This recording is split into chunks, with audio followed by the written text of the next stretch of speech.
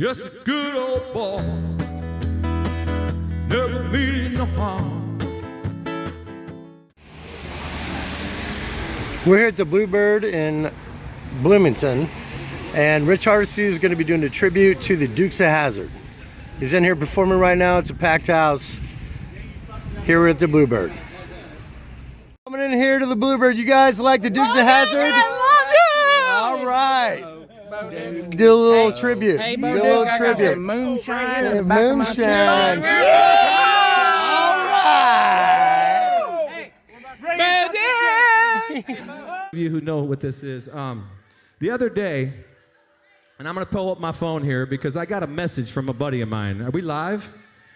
Okay, I got a message from a buddy of mine, and his name is Sean Kirker. And he's with Voices of Racing. You know what? He got to interview John Schneider, Bo Duke. Get up for Bo Duke, you guys, from Dukes of Hazzard at the PRI Race Convention in Indianapolis 2 weeks ago. And I saw that video, and he called me on the phone. He goes, I just got done interviewing Bo Duke. I go, dude, my mom has asked for the Good Old Boys. That's the #1 requested song that my mother has ever asked since I've been doing this since I graduated from IU. I have played that at the Peanut Barrel. I played that in Negril, Jamaica. I played it at Peace Park in Nibbin, Australia. I played it all around the world and all around the United States. And when I do it, everyone stops and they go, is he really playing that song? Hermosa Beach, California, Sunset Boulevard, The Whiskey, Hard Rock Cafe, House of Blues on Sunset Boulevard, right next to where I lived. I played this song. So I'm going to do it right now for Bo Duke. It's for you. Hello, John. Hey, how's it going, John? How are you today? My name's Sean, by the way, John. I know, John. It's a great name. So there's a car behind you. You used to drive that back in the day, is that right? I still have that car. You still have that car? In fact, that's mine. And that's mine. How many years did the show run?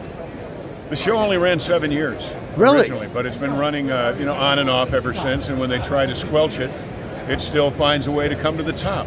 Okay, so imagine that. You're here at PRI and you're representing Fireman Power Equipment. At Furman Power Company, yeah. So when we make the movies that we make, we use Furman generators. We have our studio in Holden, Louisiana, and many times we're out on the side of the road. We're out somewhere where we need power and we can't get it. Right. So we use Furman generators. I was racing dirt track, open wheel modified, last year, but my wife broke her back, so racing. Okay. So I'm not going to do that anymore, sadly, unless I write it into a script, which is, of course, the only way I can win. So we made a couple of car movies, Christmas Cars, Stand on It, Poker Run. We're in the process of making one called Double or Nothing, and for all of those, we use Furman generators. Our fantastic new movie about the flag called To Die For. Okay. We use Furman generators for that. So there you go. That's why I'm here. They've helped us. All right, so I've got a question from your beginning. What was the first car you were running before the show when you were young? What was your first racing experience? My first racing experience, or just car at all? Well, let's say off-road in the back hills, or no. Well, my first racing experience was I had a Super 8 Camry and a ¡74 Capri. Okay. 4-speed, yellow, 4-cylinder. And I would go out to a parking lot called Western Electric, and I would cut donuts in that thing, and I would film it and do little chase scenes long before Dukes of Hazzard. Okay. So I would not call that a race car, but I would say that was my first car that I actually got in and tried to replicate what I saw in movies like Dirty Mary, Crazy Larry. This is before Smokey and the Bandit. Right. So Moon Runners and those sorts of Bullet, those sorts of things. French Connection, the 7-Ups.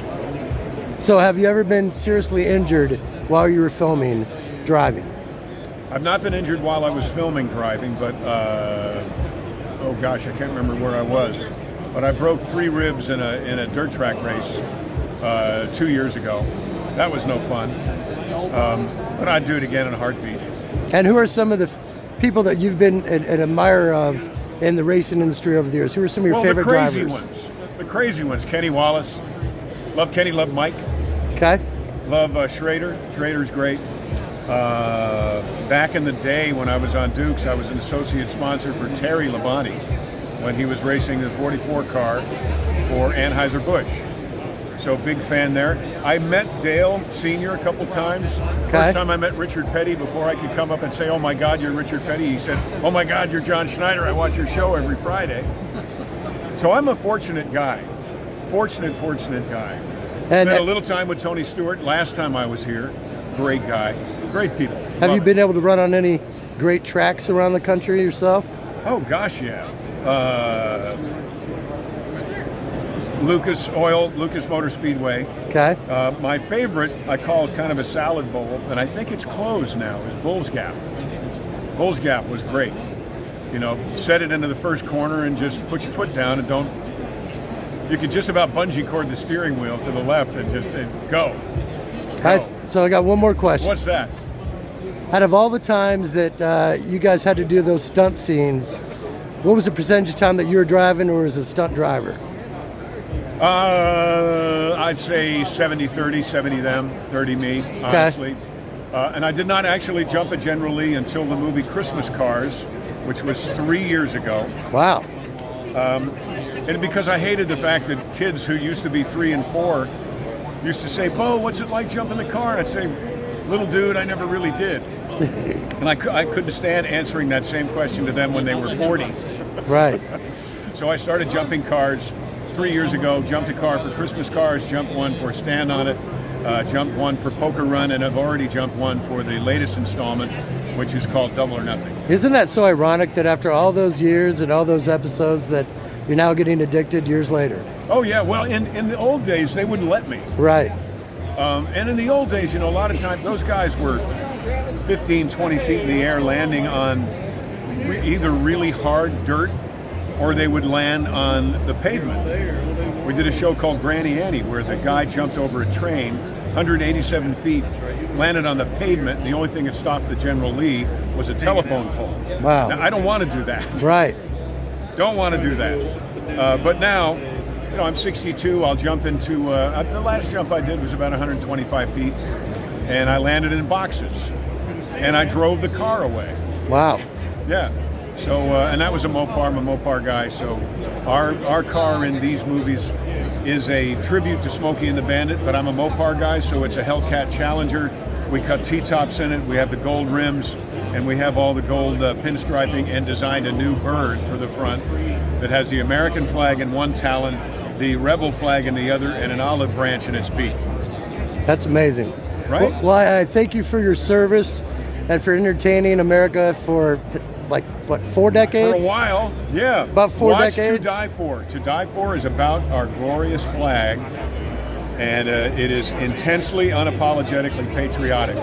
And if that bothers you, then you really need to see it. That's great. Well, John, Bo, I appreciate your time, and it's a pleasure. You're welcome, John. And I thank you for your service. Sean. And it's Sean. You got it. I'm sorry, Sean. It's all right, man. I love Irish Spring. Well, I try. Bo.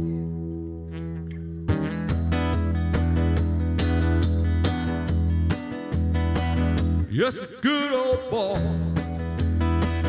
never meaning no harm.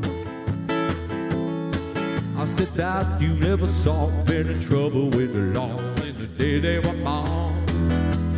Straight from the curb, flat from the hill. I said someday the mountain might get them, but the law never will. And they're making their way.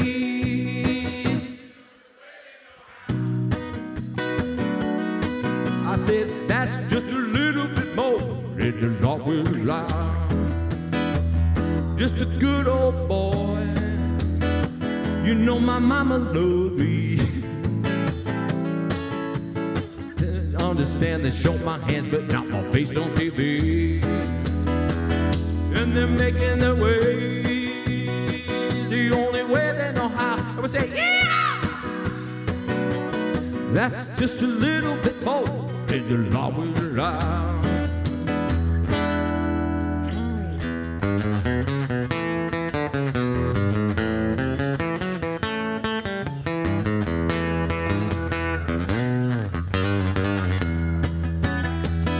Just the good old boys, he wouldn't change if he could. Fighting against the system like a fighting Robin Hood. You guys ready? And they're making their way.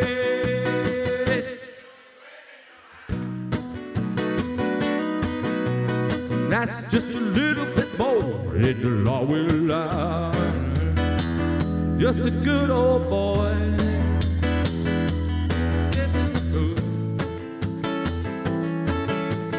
But you never thought you've been trouble with the law is the day they were born.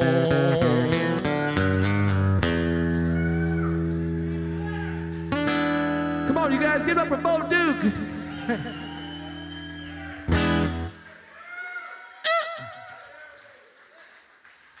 So after all these years of playing that song, I had no idea that my buddy right here, Sean Kirker, was going to interview Bo Duke.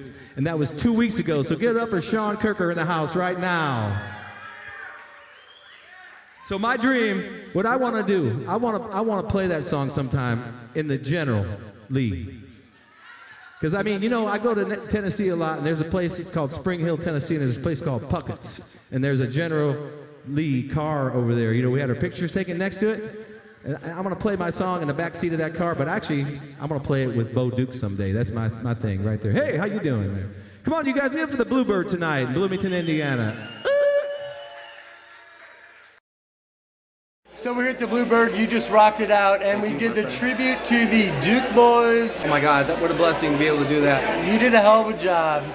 And I hope. By the way, stand for the flag, stand for the flag, I stand for the flag. Oh, Rich, I love you, and I appreciate the opportunity, and I hope Bo loves the song. Bo, thank you, bless up. Thank you for influencing me in my childhood. All right. Yes, a good old boy, never mean no harm. I said that you never saw been in trouble with the law in the day they were